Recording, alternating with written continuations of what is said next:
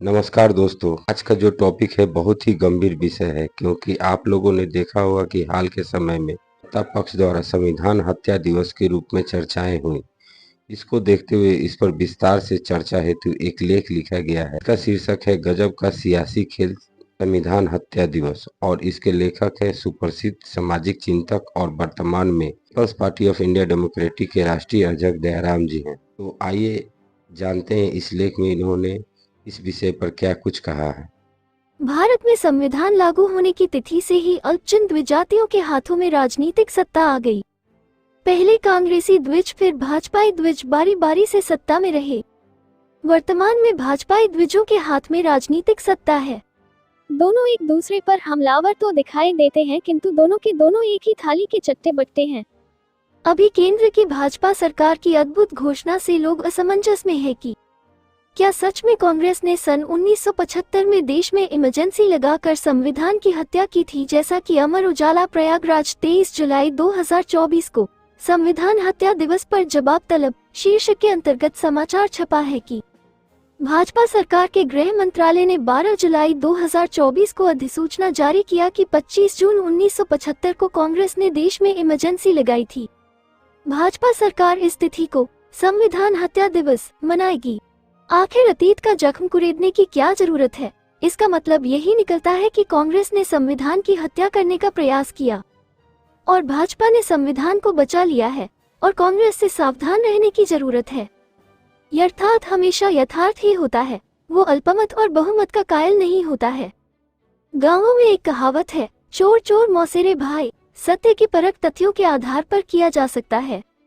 हकीकत कांग्रेस और भाजपा मौसेरे भाई ही है। कांग्रेस ने जब 25 जून 1975 को भारत में इमरजेंसी लगाई थी तो उसने चौधरी चरण सिंह और बाबू जगजीवन राम जैसे तमाम बड़े नेताओं को जेल में डाल दिया था।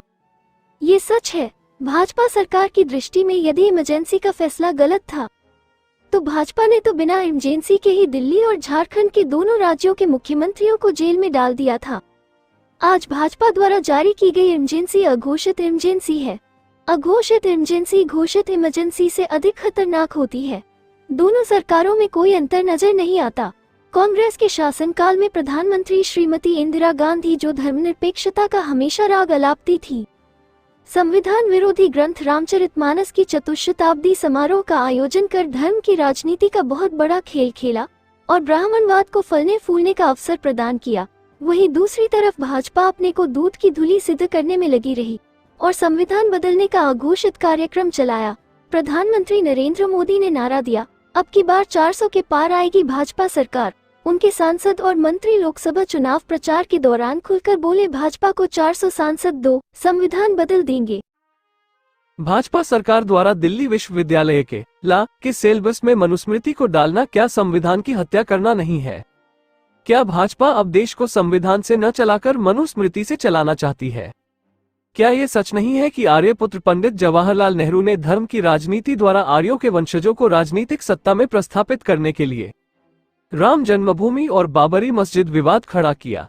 क्या ये सच नहीं है कि कांग्रेसी प्रधानमंत्री पीवी नरसिम्हा राव की मदद से भाजपा ने बाबरी मस्जिद ढहाया, जिन्हें प्रधानमंत्री नरेंद्र मोदी ने देश के सर्वोच्च सम्मान भारत रत्न से नवाजा?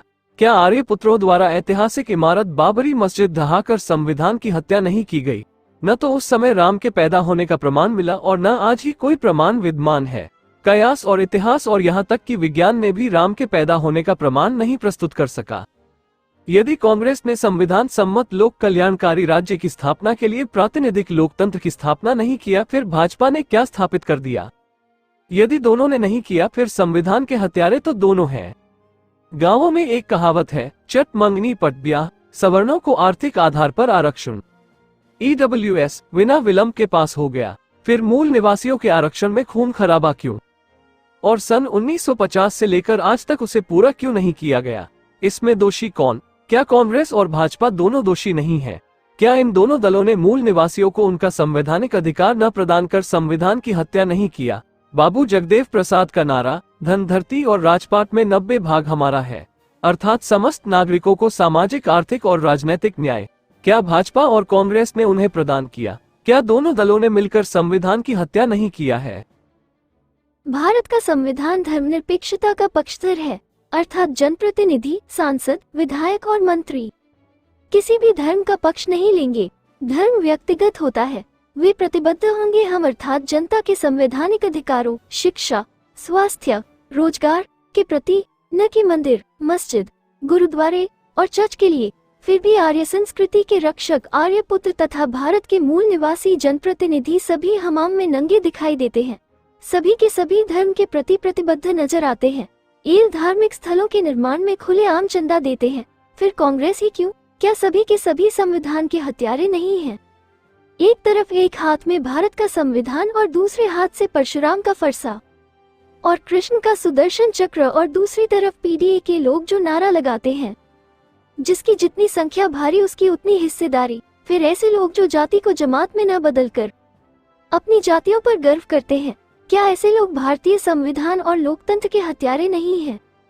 जो भाजपा सरकार सत्ता के स्वाद के लिए समता मूलक समाज की स्थापना को दरकिनार कर अस्पृश्यता का बीजारोपण करने के लिए दुकानों और ठेलों पर सामाजिक पहचान द्वारा दंगा फसाद के लिए अधिसूचना जारी करती है, जिससे मुजफ्फरनगर और कैराना में 2013 से सांप्रदायिक दंगे की पुनरावृत्ति हो सके और भाजपा की लड़खड़ाती सत्ता को बचाया जा सके।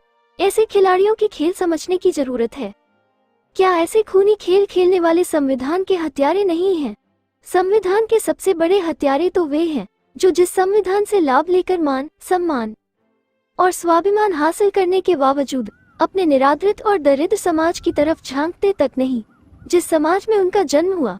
संविधान के हत्यारे ही संविधान हत्या दिवस मनाने की घोषणा कर रहे हैं, जिससे उनकी डूबती नैया को भारत के मूल निवासी बचा सके। ये चाहे इस थाली में गिरे अथवा उस थाली में फायदा आर्यपुत्रों का ही होना है। इसलिए मूल निवासियों को तथागत बुद्ध के संदेश अद दीपो भव को अंगीकृत कर शासक जमात बनने के लिए भागीरथ प्रयास करना चाहिए। धन्यवाद। ये लेख आपको कैसा लगा? कृपया लाइक, शेयर, कमेंट करके अपनी प्रतिक्रिया जरूर दें। ऐसा ऑडियो वीडियो बनाने के लिए संपर्क करें।